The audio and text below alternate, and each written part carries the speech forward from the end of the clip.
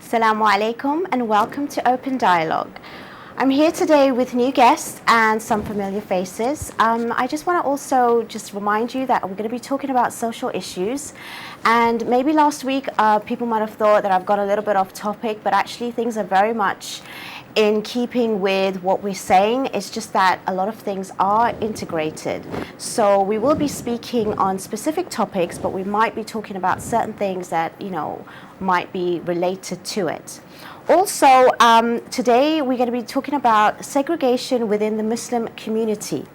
We have a lot of talk about segregation between Muslims as well in the English society or Western society. We will divulge into that a little bit, but I want to concentrate more on Muslims in the community and how we are actually integrated, alliance or not. And in the second part, inshallah, we will also be talking about culture versus religion. I have touched on this a little bit, but I want to go into more detail. And I also want to remind you that we are a live show. Please call in to participate. This is your show for you to talk and also have your voice heard. I have with me today Syed Razavi. Assalamu alaikum. Thank you so much for joining me. I also want to say that I'm really honored and privileged to be sitting here with him. I don't ever have the opportunity to be sitting next to scholars and actually speaking, and we are very, very honored to have his time because we don't really have this, so you have your say on here. With me also is a young Syed, Syed Mohsin. Assalamu alaikum. Thank you so much for joining us. Yes, thank you. I know you've been so busy, and I just want to also remind people in the audience that I have been working really hard trying to get guests in. And actually this is just to show that even though people have their own professions and their own jobs, but they're willing to give time. So this is like, you being a role model, seriously, and I appreciate your time. I know that you're so busy and, you have other commitments, but I know you've also been on other shows and you've produced and you've, spoken, and it's so nice to have you here today. Assalamu alaikum. Thank you for coming. So we'll start firstly with segregation in the actual Muslim community. Do you really think that exists? From certain point of view, like in worship and places of worship, we have to have segregation. There is no doubt. But in other places, as long as the Islamic rules and regulations are observed, there is no problem. Okay. There is nothing wrong in that to have a gathering where male and female are together, provided the ladies are observing hijab and men are keeping their eyes low and not trying to do anything that is wrong. Yes.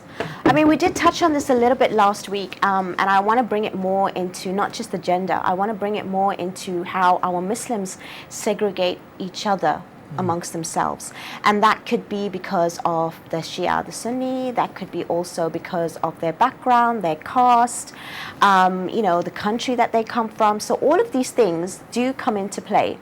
We have also outsiders looking at Muslims saying that we don't integrate and we are segregating ourselves, and that is also a problem. So maybe it might not be seen so much in London, but if you go further up north, it's pretty much obvious. We do have certain sections in London which shows there are parts. I think you go around the world, we will find segregated areas because people like to follow a community where they are familiar with, and people that have come here for years have settled in one area and it's grown in that way. So Syed Mohsin, what is your experience of the segregated community, not just with gender, but in our British environment? Do you feel that it's more in certain places, it's going to be, more amongst when it comes to, I would say, where they come from, or do you think it could be more because of Shia Sunni? How do you think that actually plays? Bismillah ar-Rahman ar-Rahim. Thank you for having me here. No, you're welcome. And thank you for Mahomed TV to let me be here as well. First of all, segregation. I think segregation does exist in Islam. We have, and in our communities, not really Islam, but in our communities, segregation of gender, segregation of age, of race, of language, sometimes even segregation of class. Yeah. Depending on what backgrounds you come from. So living here in the West, I have seen both sides, the good and the bad of segregation. Whereas you know, some people can be liberal and some people can be like, you know what, just because we are different, we can still coexist, we can get along. Yeah. There's no need to actually create barriers. Yeah. So I've seen that side within the Muslim community, and also I've seen the other side where there is very, very strong, very, very, should I say backwards, maybe, or maybe closed, challenging ideas, which doesn't really encompass and focus. Give me an example. Well, there's certain centers, and these are Shia centers, that only allow certain people to become members, certain backgrounds to become members. That, yes. Whereas, you know, the Shia center should be open for everyone, Definitely. and everyone should be able to benefit from that center as well. Unfortunately, you know, we have some centers. Don't need to mention names, but you know, they have a system where if you're not born within this certain tribe, you can't become a member and benefit from the center. So I guess it's there's two sides to it, and unfortunately. And it's really sad to hear that in today's day and age, in this generation, that these things are still ongoing. I mean, we're here around the world. Unfortunately, there's racism, there's lots of prejudice. And even though it's become law where we cannot be racist and prejudiced, but people are still carrying that forward. So I understand it's a mindset change, it's a generational change, it's a belief change, it's an actual system change within ourselves. And it can take time, but the more we raise it, the more we are aware of it, then we have to take steps forward. And especially coming from our religion, how does that sit with our religion? And this is what we are trying to do here, is to represent the best of our characteristics and visions and, you know, virtues within our religion. So say it like, what does the scriptures, what does our Islam say about these sort of things? It's holding us back, right? Allah subhanahu wa ta'ala in Holy Quran very clearly says that Inna khalaqnakum shu'uban wa qabaila. That means we have created you in tribes and nations. Right. So that means Allah is acknowledging segregation of tribes and nations. But the following part of this same ayah is that the reason, but this should not be the reason for segregation. He created us to know each other. Yes. لِتَعَارَفُوا. So you understand each other, you mix with each other, you respect each other, or even if you are from different race, even if you are from different tribe, if you are from different class, it doesn't mean that you should not know each other. You should keep the society segregated. While you are, although there is a hadith also that may Allah curse the person who enters into the lineage of another people. Like, for example, if you are not from a certain blood and family and race, and you force yourself into that, Allah curses the person. For example, may Allah curse the person who exits from nasab and enters into a nasab. That is also not liked. But at the same time, the whole aim has been described in Holy Quran, that Allah subhanahu wa ta'ala created us in different races and tribes and nations to know each other. And we have examples of our role models as well to show whether they've integrated in Imam Ali. Exactly. No, all Imams. All the Imams, if you look at the life history of our holy Imams, all of their mothers were from different races.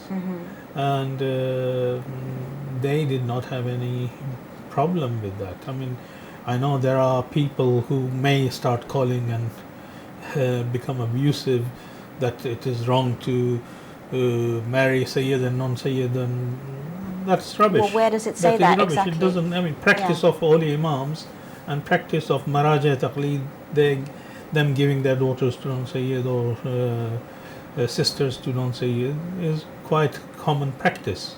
This is only a problem in certain part of, I would say, not even India, I mean, only in Pakistan. Okay, well, here we go, viewers. You're hearing it from the Syed, the scholar himself, that there isn't a problem, because I know I deal with clients generally, and there is a problem in the communities that are being raised thinking and believing in this way, and it's ignorant, and it's really not Islamic. So, as we know, there are problems. Obviously, people can say, well, you know, Islam is, you know, a really current or a backward, depending on which viewpoint you're coming from. The way I want to portray our religion is that we are current, the way in which we live is current, and actually our values even supersede the Western values in a sense that with women, with our rules and regulations. So it doesn't mean that in Western society that they may have segregation for certain, in every other sort of culture or background, that we should follow suit. We should be the ones that are actually giving and setting the examples. Now, what do you think there is going to happen, that needs to happen in order for the older generation to be up to date and for the new generation to actually come into knowing what really needs to be?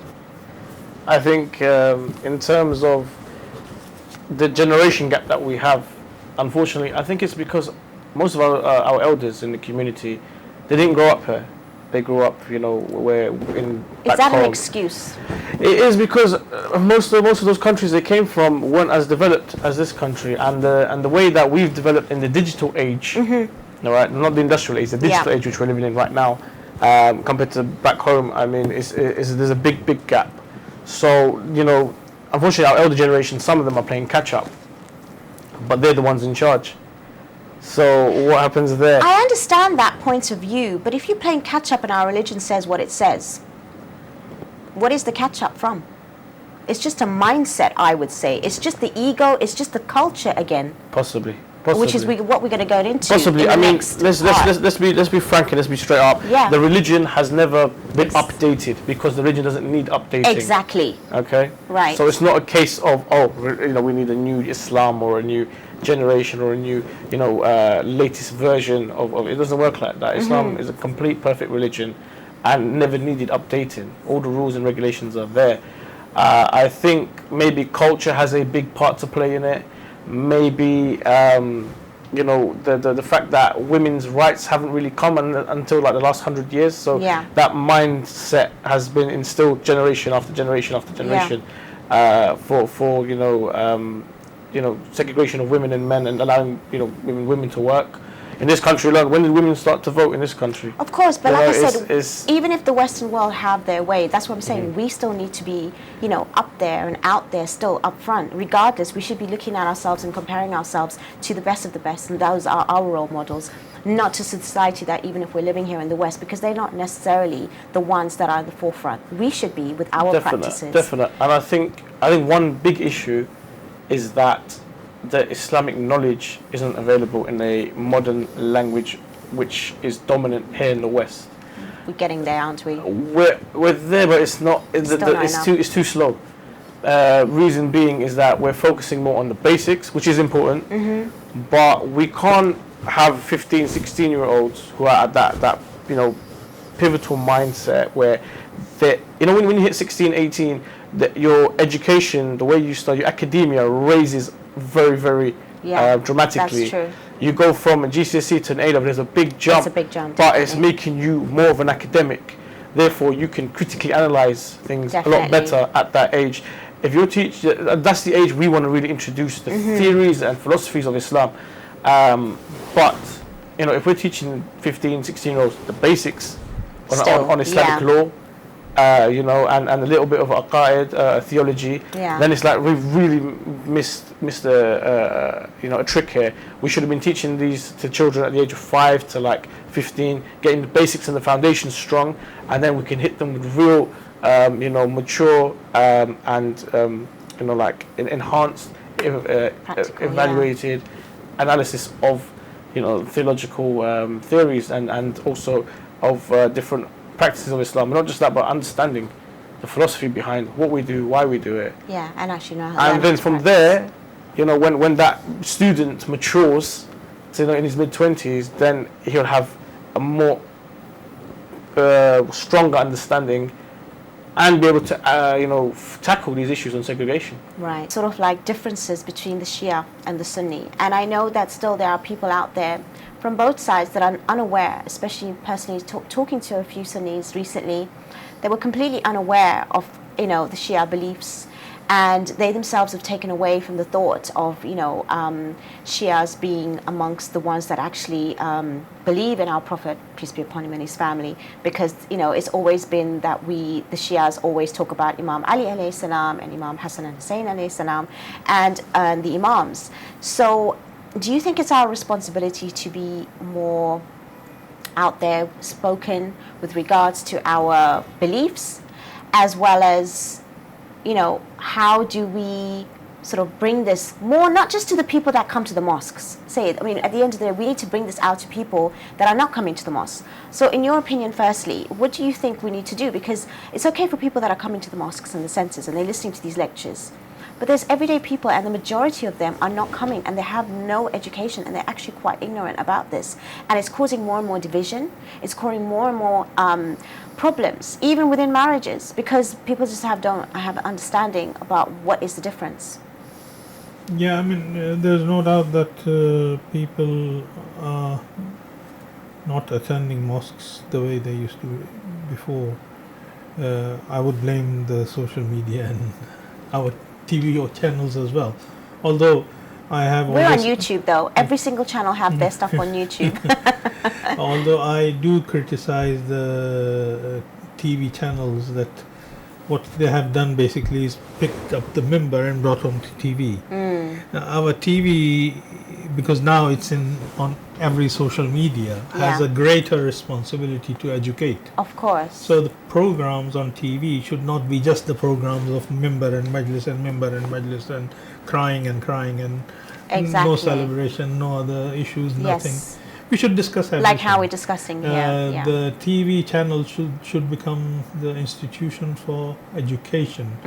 And at the same time, from TV channels, we should encourage people to not to forget the mosques. Mosques have important role in our society. Prophet Muhammad sallallahu alaihi wasallam used to solve every problem, society's problem, from the mosque.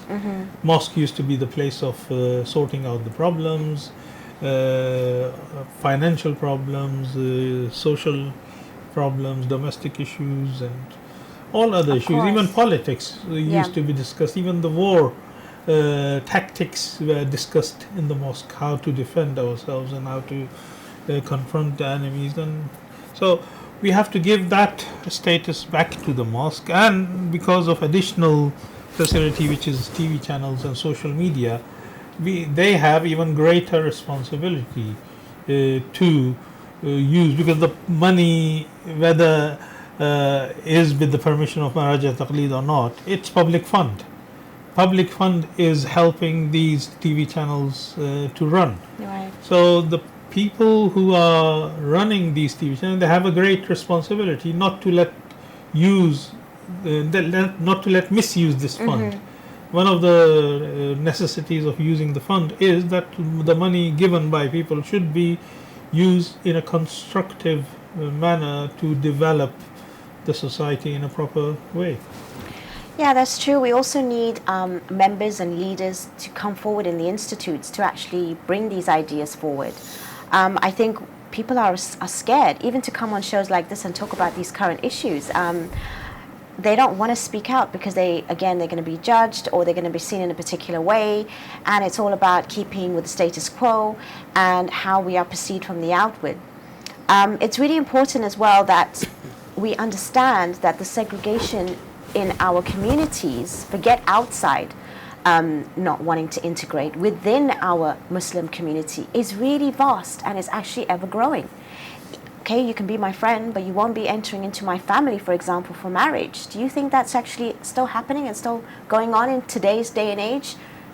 I think, indeed, if you're talking in regards to, Sunnis and Shias marrying one another, I come from a family that has mixed marriages in terms of we have given Shia daughters to Sunni men, and we've, taken the opposite way around as well. We've taken Sunni daughters as well. Yeah, there's nothing wrong in that in our religion. And my own family is mixed. Majority are Shia, but we do have Sunnis in my family as well. And it works well. It works fine. Yeah. There's never been an issue. But the thing is, let's say we're talking earlier as well. A couple of years ago, Sunni Shia communities together was norm. There was no there issue. was no divide. It was just seen as another madhab, whether you're, Jafri as we are, or Maliki, Shafi, Hanbali. It was seen as an extension. it was just an extension. There was no issues, and this is like very, very common knowledge that Sunnis used to attend the majlis of Abu Abdullah al-Hussein. Yes. Even till this day. Of course. Sunnis still come to the majlis of Imam Definitely, al-Hussein. it is recognized, yes. And there's no issue. And some of them love Imam Ali just as much as we do, even more. Yes. In Chile, I've been going to Chile for last 3-4 years regularly, and there is a Pakistani center. 70% of the Shia Pakistani center members are the Sunnis. Okay. And you won't find that here. And the hardest or strongest group of Latmiya is from the Sunnis. Yes. Yes. And I was quite surprised and shocked that these are all they have made one center, and majority are Sunni, and they all love Ahlebait Tv. Okay, so that's something that maybe is probably only over politics. It could have taken a turn as to with the the differences between the Shia and the Sunni. But I always find, aside from that, the segregation amongst our Muslim community comes from where you come from. Yeah. Right? And that's a major problem. Even if you have the same sect, it's a problem to have, especially marriages again. And I'm not saying it's not nice to have your own, and I'm not saying that we shouldn't have our own, and if it is. But when it's forced and when it's the only option that families give you, now that is a problem. And that stops even good marriages and, matchmaking from happening. And people are living unfulfilled, unhappy lives because they've had to follow this so-called norm, which is nothing to do with religion. It's to do with cultural belief and tradition that's been carried on for generations. And yes, we should embrace culture. It is beautiful, it is healthy, it is also part of our identity. But to what extent is that mindset and it's that model of that world, it's actually being detrimental to our everyday living and well-being, and actually taking us away from our religion as well, because a lot of the youngsters are now being told by the older generation that this is how it's meant to be and there's no other way. And to certain extents in certain communities, it's becoming more about the culture than it is about the religion. So how do we move away from that mindset? Anyone can say that. With your permission. Yeah. Me personally, I don't have an issue with culture, and I think culture plays a very important Definitely. part in our upbringing, in our heritage, Of course. even in our customs. The issue comes is when culture conflicts with Islam. That's where the issue happens. Yes. So we don't want to tell the viewers that culture is wrong and it's all about Islam. No. Oh, absolutely Culture and not. Islam go hand in hand. Yes. It's like food. Islam tells you gives you the regulations of what you can and what you cannot eat, You can mix it how you and want. then culture tells you how to cook it. Yes. So there's plenty of room for culture, but yeah, when there's a clash between culture and religion, then there's a big problem.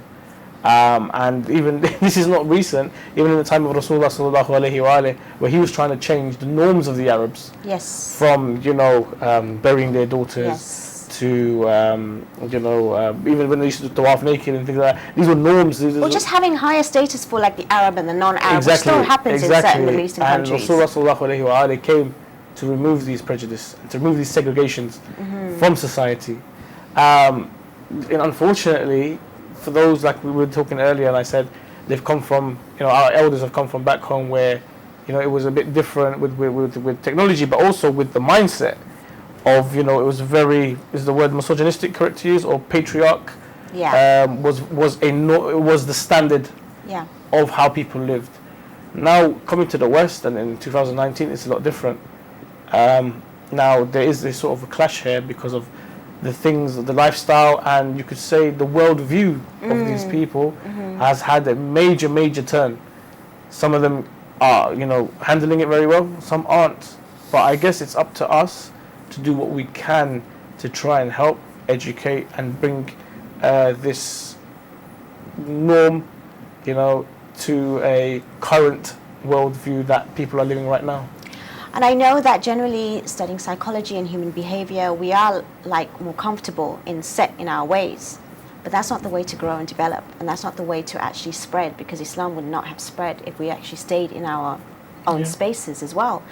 But the thing is, in certain communities, it is very much so a real problem and a real issue. I deal with people on the ground, and I deal with people in their households, and lives have been ruined, and they feel really trapped. Even talking, and to young teenagers, I give talks in centres as well, and questioning them about certain things. And parents do not have the skill, they do not have the knowledge, they don't have that wide mindset. And it's not even about even being current. Like we said, Islam does not need updating.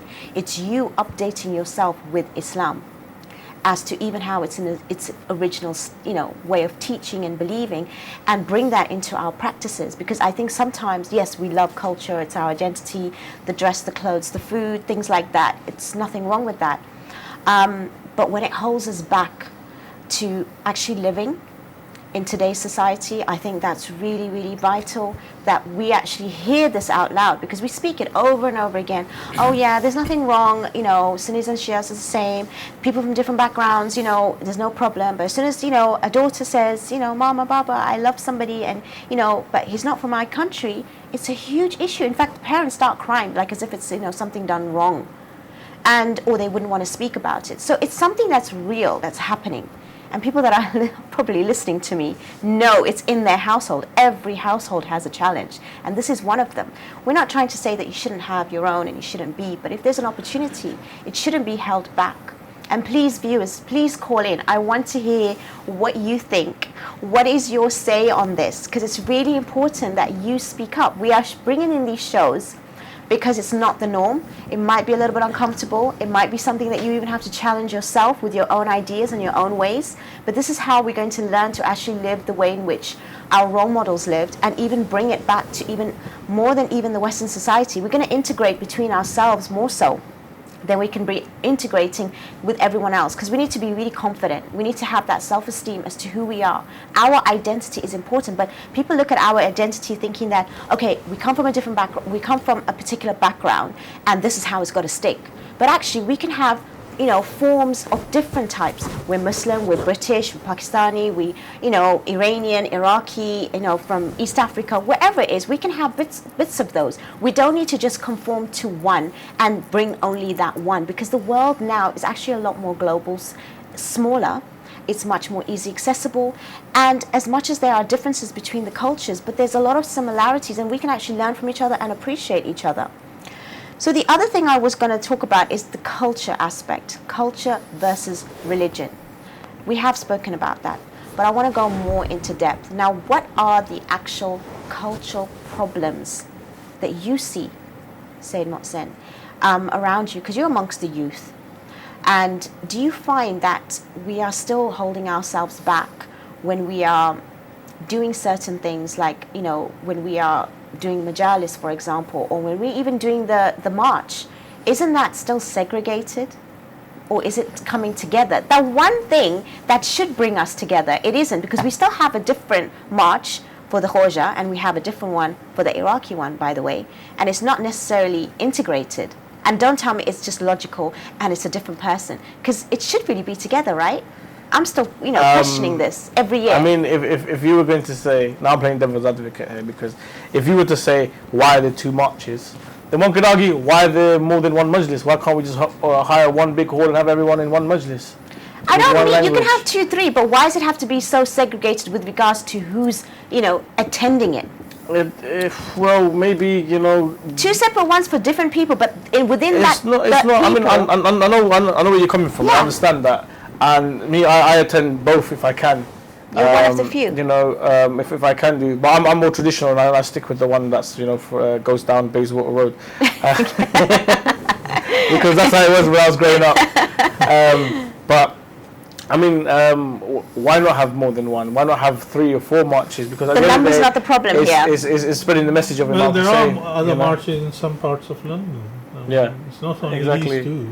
There are marches in East London, South London. Yeah, a point again is not about the numbers. The numbers are fine. You can have as many mosques and as many majlis, but we should be open, knowing that when you go into a mosque, a majlis, or a march, that you shouldn't feel like there's one dominating sect or one dominating sort of like background that's taken over. I guess I know what you mean, because there may be one march which is just only in Arabic, there may be one march which is just Which in is Farsi fine. or just in English. And if it's about integrating, getting more different cultures and people involved within the march, then yes. And we are representing. We know that the Arba'in March is very famous for having, and the one in London, for having, you know, Pakistanis attend and they have their little group there, and the Iranians attend and they have their group, the Afghanis attend, the Iraqis attend, and everyone gets to represent their, you know, their community as well as their organization, you could say, in that march, which is a perfect example of what we want in here in the West. How does that look from the outside, though, as well? Because it looks, you know what, me personally, I think having one big march is better than having, you know, 3 or 4 small ones. Yes. It gives more of an impact. That's what I'm saying. To society and more of an impact to the public, and we will have more chance of you know, spreading the message of Imam Hussein that way. But that shouldn't stop others from having their marches. And who knows, today, you know, the Arba'in March started off with 30, 40 people when it first started off, and now mashallah is at 10,000, 20,000. Yes, absolutely. You know, these other ones that are starting off, inshallah, even they will become bigger and better, and maybe we'll have to have, you know, marches all over London. That's true. We have a responsibility that even though we want to keep to our own cliques and certain backgrounds, that people are looking towards us, and we are now always in the media. We are having to represent ourselves even more so. And it's not because, just because of the media. We should be, because if we want to represent in the right way, then we can actually give the right messages across.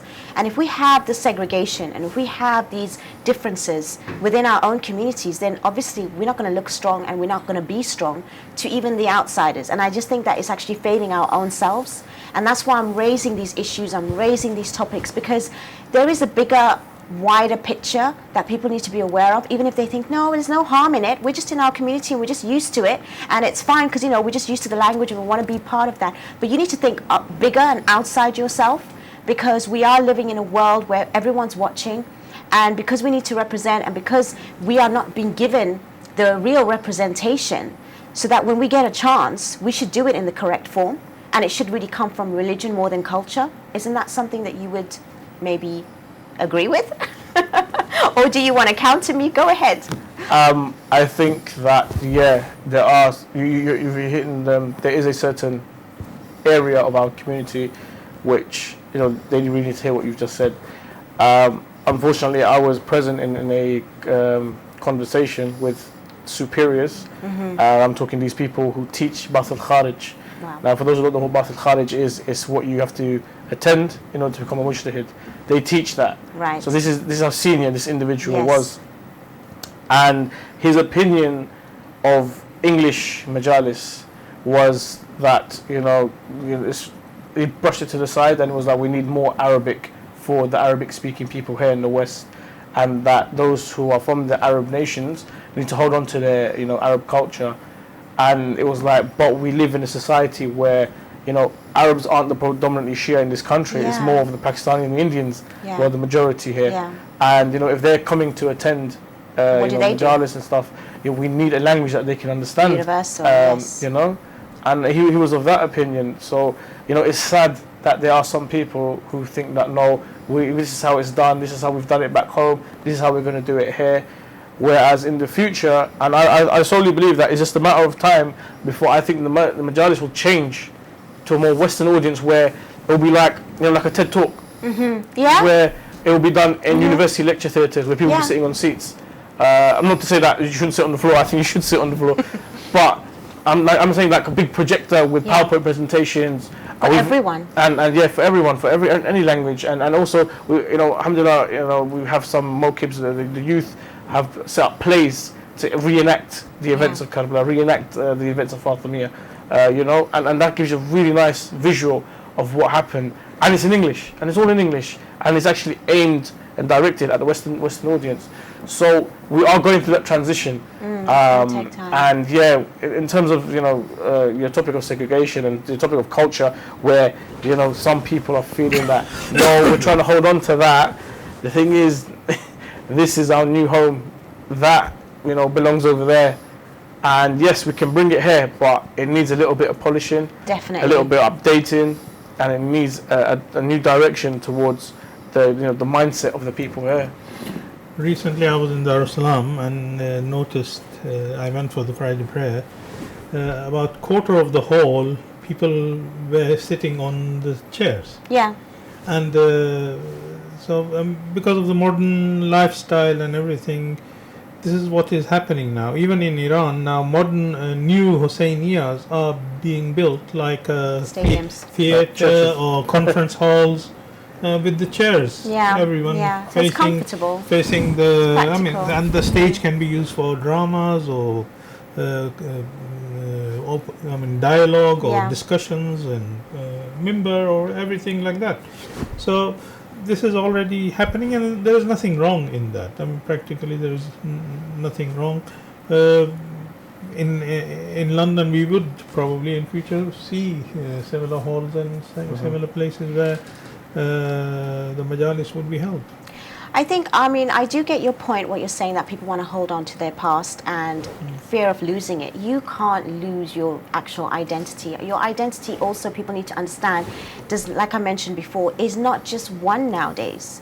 That's the thing. If we have this idea and this understanding that we can encompass more than one, which makes us more versatile, what makes us more integrated between ourselves, our counterparts, our fellow Muslims from a different background, as well as, you know, outside the Muslim community, then we can see a real establishment that is strong and that is, you know, we can actually alliance together, we can have more similarities, and with the differences we can have more understanding. But I guess it's really a psychology that needs to be imprinted in everyone's mind, that this thing about, you know, we're Iraqi, you know, we have to keep the language and our children are losing it, and we have to only have these, you know, centers and communities, for example, that's only going to have those sort of, you know, language and dialects and, you know, those sort of people amongst us. And I have, in my generation and much younger, that are still doing that up till today, and they'll only stick to their own cliques.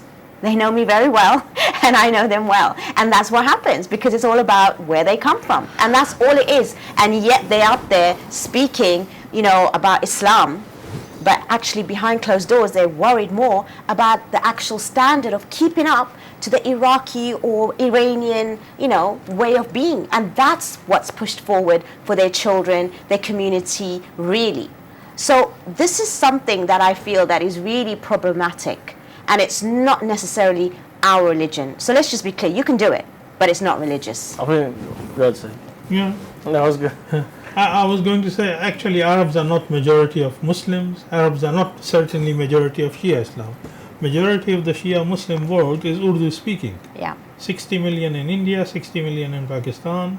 It's already more than 120 million. 120 million. Four times the population of Iraq. Yeah, That's including the Sunnis and the Christians. Well, they wanted to still keep So themselves to themselves. Iran is around 80 million, but around Yeah. maybe you could say 60, 65, 70 million are Shia. So majority of the Shia Muslims are Urdu speaking. And the reason Islam managed to spread so fast in Indian subcontinent, because those who were passing the knowledge of Islam, they did not have these prejudices. Yes, it's a prejudice. They definitely. and those who welcomed Islam in Indian subcontinent, they also didn't have prejudice, and they allowed, for example, I can say the way poetry and songs and all these things took over the Indian culture from with the Islamic color. Yes. Was very quick, and that was the reason of success. So in future, if English becomes part of the Islamic culture of the Muslims, this will make Islam spread in this part of the world. Yeah, of course. As I was saying earlier as well, because When art is transferred into Yes. the Islamic art is transferred into the language of locals, that spreads Islam. we can bring back the histories that, you know, like you've seen even in Spain, where Islam was, you know, there and it was taken away. But the reason why it's not like that is because I think we are segregating ourselves and making it smaller, and we don't have that unity, the brotherhood and the sisterhood and the ummah as a whole. I think what you were saying on before as well, nationalism Yes. and being patriotic about where you come from is a big problem when it comes to Very Islamic big. identity. Now, there's nothing wrong with being, you know, proud of your country, where you come from, where you grew up. Maybe you have some attachment to that land. Yeah, of course. You know, whether your ancestors have been there for so long and so forth. However, Islamically speaking, Yeah, you know, we don't believe in boundaries or flags. definitely. You know, we believe in, okay, you come from a city or you know, a village, or you come from this part of the world, and this is the language you speak, this is the clothes you wear, this is the food you eat. We understand and we acknowledge this, but we don't really acknowledge borders and you know, and flags of such.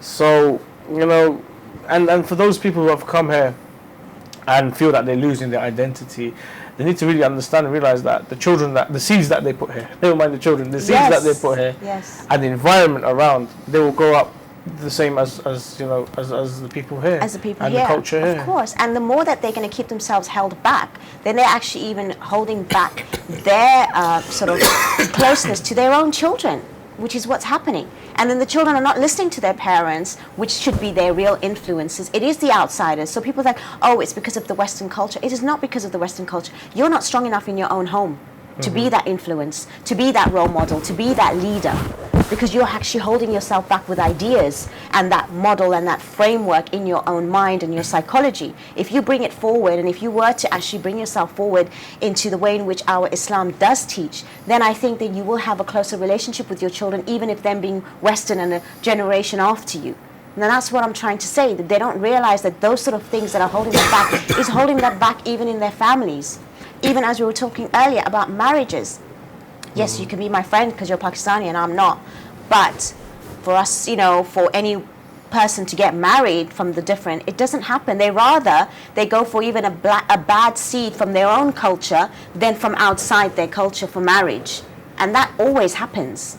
And I get clients calling me with these problems, that they have been blackmailed emotionally by their families to get married in a particular way, sent back home because they know they found someone that's from here, not even for a Western society, you know, non-Muslim or a different, you know, Maraja or whatever madhab that they follow. It's because it's from a different country. So that's what the problem is. And I'm sure everyone listening can definitely see that and relate to it. It's an ongoing issue. Indeed. And it needs to stop. It really needs to stop. People are really ruining their lives. They're ruining their families' lives just for namesake and just for culture's sake. And when we're entering into cultures which are different, oh, but our culture does it like this. Really?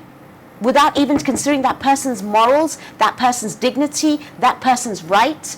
All of that's being disregarded. I guess, just because of that. I guess, you know, people don't. Rasulullah sallallahu alaihi wasallam always said that when you look for a spouse, you look at the piety of the person, look for religion. And unfortunately, that's been brushed under the carpet. Oh, absolutely. But at the same time, I do understand these families or these individuals who are looking at the, you know, the proposed you know, spouse, and you know, sometimes they don't know nothing about them, and they're like, oh, where are they from? Oh, I'm worried, I'm not familiar. And so forth. So there is some sort of hesitancy, and that's understandable, you know. But to base a decision that this person is not good enough because of their you know, background. It's funny you say that actually, because you know what? People always use that as an excuse as well. Oh, because they come from my country, I will know them. You do not know anyone, whether you've even lived with them. To be honest, you can live with them for 10 years and they can still betray you. All right, that's definitely an experience that I know. And I know that people have come to me with that. So at the same time, you can't say that. So even, you know, having that in mind as an excuse to say, well, they come from our country, so we know, so what if they actually did wrong, then what you're going to... It doesn't work that way. It doesn't work. And nowadays, especially with the divorce rate being so high, it's because people are not placing themselves in the right frameway and the framework of actually working together, making decisions and choices. You have to know how to manage and make right decisions and choices. And this is what it's all about. How do we make decisions today? I had a series on my own YouTube channel about managing and making decisions. We don't even talk about this. You know, and if we do, it's based on culture, not religion, based on statistics of, you know, your bank balance and the home that you earn and all of these things. You know, it's very much so. And this needs to stop because even that can be taken away. Also based on health. I'm going to be discussing this in more depth with another guest of mine about, you know, disability.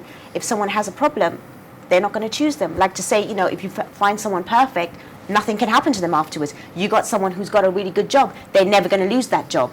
I don't understand how these things work. And as soon as that happens, something goes wrong, we don't want to be with them anymore. Months, weeks, doesn't matter. So, I mean, what do we need to do? What is the solution here, Syed? What is the solution to open up people's mind? Like I said in the beginning, yes, it's going to take maybe time, but I work with people to change mindsets really quickly, because we need to know how detrimental this is to our own self and our future generations to come. So what are the solutions? I think the problem is that quite often the meaning of kufr, I mean, there's no doubt there is a hadith and narration that give your daughters and sons to the equals to them. This equals is misinterpreted. Yeah.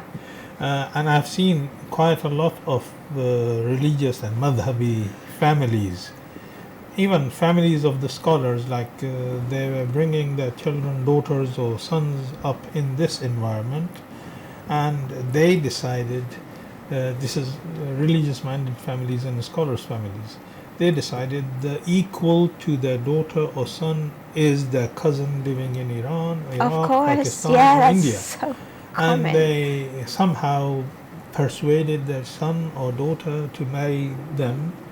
They brought them from those countries here, and within few years, divorce took place Yeah. between them. And then later, I know several of such families.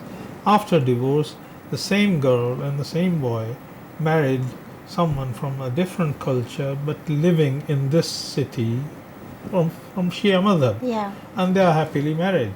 You deal with this Although- all the time. Although they Yeah. are from different culture. Yeah. So the cousin, being a cousin or being Exactly. Syed is not kufr. No. Being understanding each other, living in an environment, or even apart in somewhere. Sometimes a person living here gets married to someone in America or Canada or Australia, and they're happily They're fine. married. Yeah. And we should not discriminate only to the third world countries. There are good examples of, and I personally know that some girls and boys from this society are married in Pakistan or India, but they have married someone who is almost equal to the standard here, Okay. and they are living happily Over there. there. They don't have any problem. Yeah. So being kufr does not mean they have to be Sayyid. Being kufr does not mean they have to be living in the same city, same place. Sometimes two cousins cannot be kufr to Yeah. each other, and marriages do break down. Definitely. So we have to open open our mind for us, and secondly, we have to educate through these channels and majalis that look for piety, look for similarities in the upbringing and behavior and the culture of the couple, even if they are living apart. That doesn't make any difference. I guess there's no callers because it does relate to most homes, and it's really surprising that I'm not hearing from anyone in the studio, outside the studio that's watching, because I'd love to hear your say on this. I deal with people generally all the time that are facing these issues, and it is ongoing, and people like to brush it under the carpet, like you say, but it's something that we need to discuss. Like, our culture is taking over, and it's not serving us right.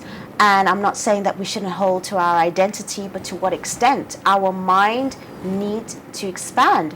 Our psychology needs to be extended and upgraded to the original Islamic teachings, and also following our ways of our prophets and imams that used to be. And I've even heard people say, oh, well, that used to be the time of our prophet, we don't do that now. So, like, to say, what do you say about that? Like, seriously, it's like we really are so patriotic for our country more than anything, and it's really a problem that we cannot move out of this mindset. Now, how do you think, as a young man yourself, now what would you like to see in the community that would maybe inspire you to actually be forward thinking as much as you are, but you know that there may be your peers or people in the older generation to come out and speak about these things? When we have now Muharram's coming up, we have the rituals, we have the lectures. I do see more and more speakers speaking about more current affairs and issues, but then their audience are not necessarily the ones that even are needing and requiring it, because you get the older ones that are just going to the older majlis that just have, you know, the ones that are just the real, you know, rituals or whatever it may be. So what do you think we need to do to sort of like spread this amongst the older generation as well as the young and bring it together? I think with the older generation, it's a lot. It's a difficult task to you know what I mean. And I think I'm always hopeful and optimistic. A lot of them are set in their ways, and there's an old English proverb, isn't it? You can't teach an old dog new tricks. Well, studying neuroscience, it shows how our brain has the capacity to change at any age. Definitely. But maybe, I'm sure a lot of them don't want to change. That's the problem. They're happy with the way things are. I don't know about being happy. With their routine. But with the younger generation, definitely, I think education is the main thing that we lack in our community. Fortunately, we have so many, doctors, lawyers, accountants, architects, but we need more. I think we've got enough doctors and pharmacists. Thank you very much. I think we need more thinkers. Philosophers. We need more thinkers. We need more politicians. We need more human activists. We need more writers. We need more creative minds. Yeah. And the community really needs to support these people. And then on top of that, we really need every individual, male and female both, who have a leniency towards religion. Definitely do Hausa studies. Must. 3-4 years of your life. And people don't understand how much you learn within those 3-4 years, that we can finally go to a majlis where even the speaker will enjoy speaking. I'm sure the Syed would enjoy speaking to an audience who are like-minded and have educated, have studied in the Hausa, so he can talk about very, very important, crucial topics in depth, where he can discuss this hadith, or he can discuss this Quranic ayah, he can discuss this tafsir from this mufassir, and so forth. Where unfortunately, I don't think those majlis can actually take place right now, because people aren't on that level yet. And I remember my teachers telling me, it's a famous. You studied in the Hausa? Yeah, I studied in the one in London. Okay. I'm still there. Okay. It's a very good one. But I remember my teacher telling me that there was once, there was a mujtahid, and he was giving a lecture, and someone in the audience said to him, like, tone it down a bit. Your level is a bit too advanced for these students. And he turned around and said, put your levels up. He says that if you can't keep up with me, then you're sitting in the wrong class. Step up. You don't need to step up. And I think that's a message to everyone, including myself, that we really need to step up in order for us to progress quicker, because we are way behind. Definitely. We are way behind. And the only issue I have there, sorry, Syed, come on, you carry on. One of the great scholars, I forgot his name, he asked who was also a great scholar, asked his son, what do you want to be? He said, like you. He said, then you will become nothing. Then you will become nothing. He was a great scholar. Oh, wow. He said, I aimed to be Ali ibn Abi Talib, look where I've reached. So we always have to aim high. Of course. And of course, we cannot never be equal to but Imam Ali. But it shouldn't stop you. We can never be equal. No. Imam Ali himself used to say, follow me, although I know you cannot be equal to me, but still we have to make an effort. Definitely. And we will be rewarded for the effort and sincerity to follow Imam Ali. Sorry, as I was saying before, as you were mentioning and talking about studying, the other side of that is I find there's a lot of knowledgeable students that know the theology, they know the Islam as well, but it's just book knowledge. Now we need to have speakers that know and put that book knowledge into today's practical world and bring out topics and issues which people don't want to discuss and are uncomfortable.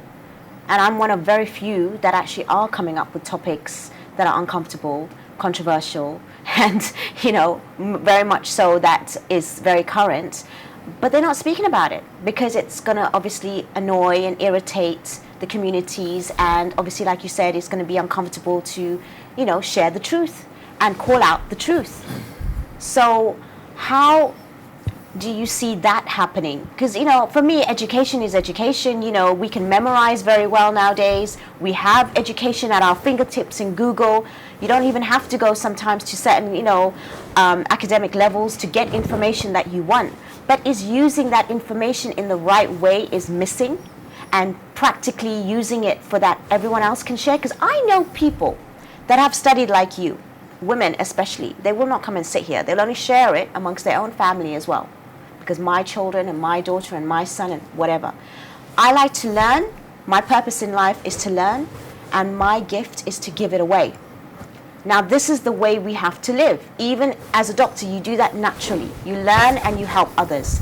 But I think it should come in all forms, and we are not educating ourselves to learn and to give it away.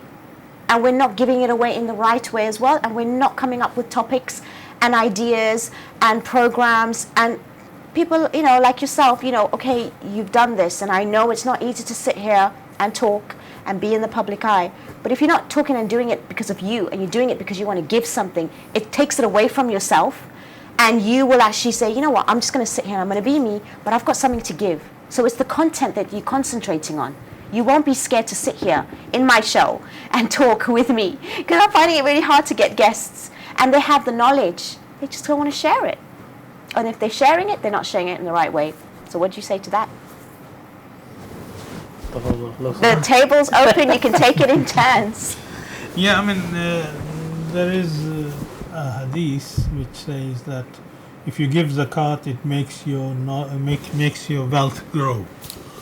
And zakat of knowledge is giving away the knowledge. Yes.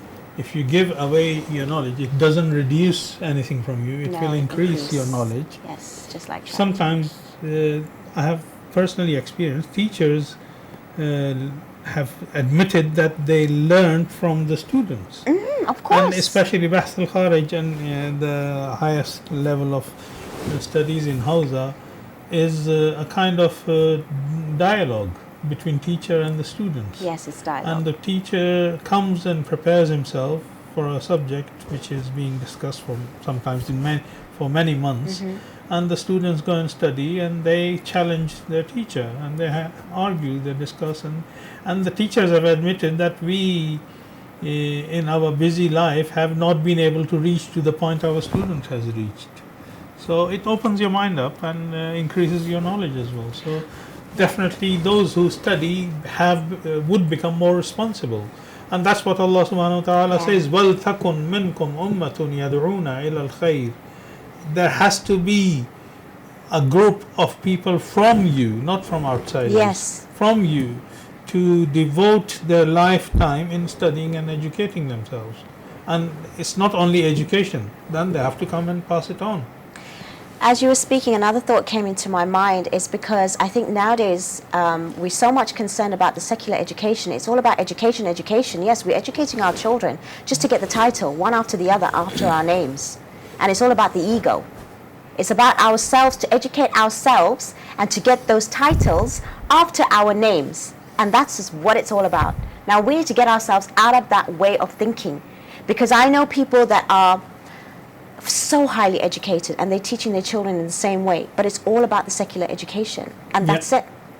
We need to have more Islamic education and make that more fruitful, because Islam is a way of life, as we know, but are we living it as a way of life? No, a lot of people's like, well, no, that's my religion side, this is my life. There's two different separate ways, and it's not the way to be. You have to practice what you preach as much as you can. And even when you are preaching, you need to preach knowing what's happening in the ground. You need to know what's happening with everyday people. Don't have your ego up there to say that I'm higher, I'm above, and I know, and I shouldn't be questioned. I always want people to counter me and challenge me, because that's how I actually learn, and I know what's going on outside. So what do you think about education? I mean, is it just about learning? I don't think it's about learning. Like I said, we've got lots of learning in our minds, but we need to be able to transfer that learning in the correct way, and also learn in a better way, because our learning is just for the ego. Possibly. I mean, I'm not sure. I mean, I am generalizing here. I hope those people who actually go and study hard to masters and also PhDs is to help benefit the community and also benefit the science that they are actually studying in. When it comes to secular education, yes, alhamdulillah, Islam, not just Islam, but Shia Islam has also entered secular education. Yes. Where you could study certain sciences and topics to do with Shia Islam at A levels, at BSc, BA, at masters, even PhDs to do with Islamic human rights or Islamic law or If it's a history topic, you know, to Islamic history, even the Iranian Revolution, you can do a PhD, you can do a thesis on that. Yeah. Somebody did PhD on the colors of the flags of Imam Hussein. There you go. Wow. There you go. Wow. MashaAllah. In different colors. Yeah. And he's calling himself doctor. Doctor, there you go. A doctor in the alam and the flags of Abdul al-Hussein, mashallah. But yes, why not? I mean, we can, you know, and one thing we need to really, you know, understand also, and I'm playing devil's advocate here, is that, you know, Islamic education not all the time pays the bills. You know what I mean? Like, you know, being, you know, there's so much for lecturing. There's so much research and so much, you know, emphasis and reading and preparation that's done. And we, the community, don't reward our scholars enough. You know, a lot of our scholars have done 4 years, 5 years in Hausa, 10 years. And what they know is equal to a PhD, to a master's. Yes, but it's not recognized. You know, these, when you see, you know, the Syed sitting next to me with a turban, he's a professor. Yeah. You know, in his own right. And we should be treating him like one. And if he's giving a lecture or so forth, he should be paid like one. Definitely. It's not the case It's not here. happening. Yeah. And I think a lot of people are deterred from that. You know, and go down something that's a bit more academically or financially benefiting. That is all well and said. We should really have, you know, education for our well-being and our lifestyle. There's definitely no wrong in that. My way of thinking about learning about Islam as personal development, which is ongoing and never-ending. Even the Hausa, as far as I'm concerned, that is still only the start. It's a foundation. And even our learning, a lot of the people that come out of there, they have the knowledge. I've seen lots of people, they have, you know, I'm literally a drop in the ocean compared to everyone that I know, to be honest, when it comes to Islamic knowledge. But for me, I find it's them taking it into practice. Now that's where the difference is. Taking your knowledge into practice in yourself first, and then helping and teaching others. Now for me, even if you have the basics, without that education academically, that's where you can go further. And even when you feel that, yes, you're not going to have it academically, I know people that have worn hijab and they thought, I'm not going to go into this top 500 company to work in, but because of tawakkul, because of their faith, because of their belief, if they only looked at it from an education and academic side of it, they probably wouldn't have, you know, gone any further. So it comes hand in hand. We always looking at one route or another route. It doesn't work like that. For me, Islam is a whole universe and it's within us, but we just don't use it in that way. And we're always looking at Islam as in it's a deterrent, it's holding us back, you know, and our cultures are the ones that actually has to come at the forefront, and it's our identity is more about, you know, where we come from instead of us being as an ummah and you know, an actual brother and sisterhood, and us being together and being strong together, because this is what we need. I'm also looking at how would I look at the Muslims today from an outside lens, the ones that are outside the Muslim community. That's how we need to be viewing ourselves first, from a bird's eye point of view. Not just what the community is looking at us in the mosque where we attend and where we go, but what are the outside Westerners are seeing us as, because there are some real issues that we still even haven't addressed. And it comes to the fact that we are Muslim. And we always complain about the media, we complain about everything, which is obviously to blame. Politics, economics, social, whatever. But I said it always starts with the individual. And it grows from that, because you as an individual, when you are based in a particular way and you come from truth, when people want to see someone who is representing trustworthiness, you know, just simple basic things in the language we don't even use anymore when we want to describe someone, like our Prophet's time, like in the Imam's time, where these people had these virtues. We're not having those basic virtues in our own family homes. So how can we blame outsiders for looking at us in a particular way when we don't even encompass that within ourselves, for ourselves, and just for the Creator, and to do things for Allah subhanahu wa ta'ala? We're not doing it for that. We're doing it how to look good on surface, to go attend a majalis, to be in a particular place for these things, because it's our culture that says it's our, you know, we have to be segregated because, you know, we don't follow that particular, you know, format. It's all wrong, and it's all holding us back. And I hope that, you know, this conversation has highlighted what we need to reflect upon ourselves, because it's a serious issue. Education is not just about learning to get that, you know, title.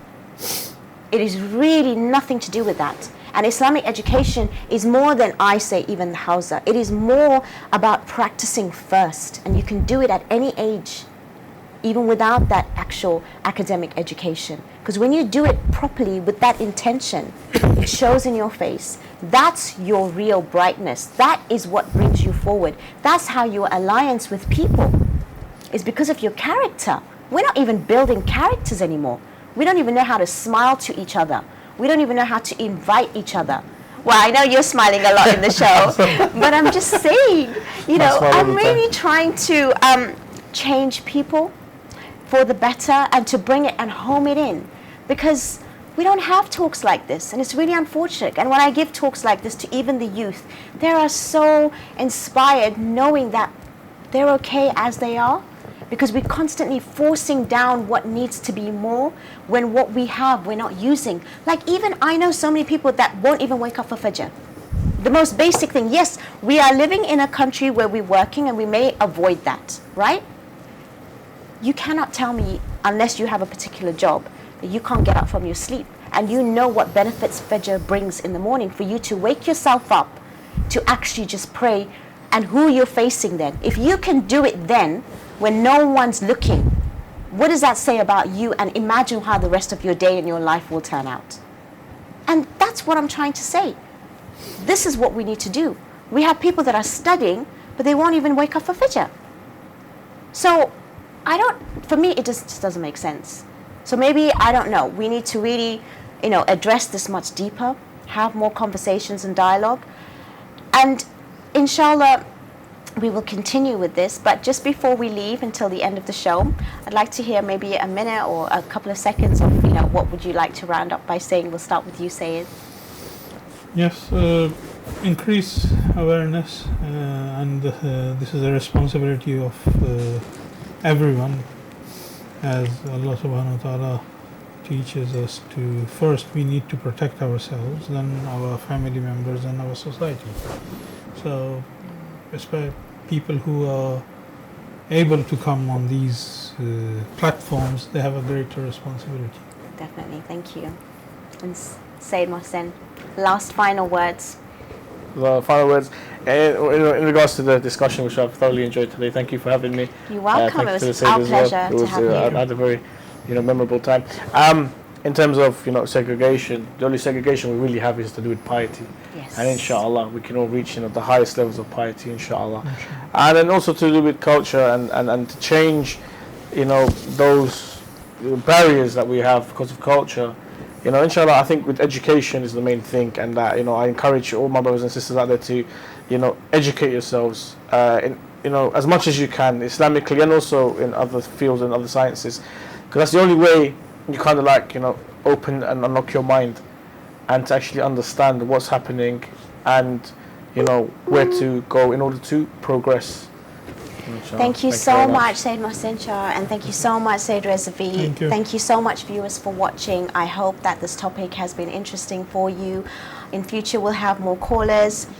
I would like to finally say that, firstly, we just need to practice, and practice the basics and the foundations first, and then you can grow. Don't just look for the PhDs and the doctorates as yet. That will follow, but I know a lot that I'm coaching right now, they still don't have the happiness and fulfillment, only because the basics are not put in place. So you put the basics in place, you have your foundation set strong in your household amongst yourselves, and you be those role models and those leaders in your house by actually representing who you should really represent, aside from culture, aside from all of those things that are holding you back, and enjoy culture. And basically, inshallah, we will continue these talks, and we will have more callers hopefully in the next episode. Take care, and thank you so much for watching. Assalamu alaikum wa rahmatullahi wa barakatuh.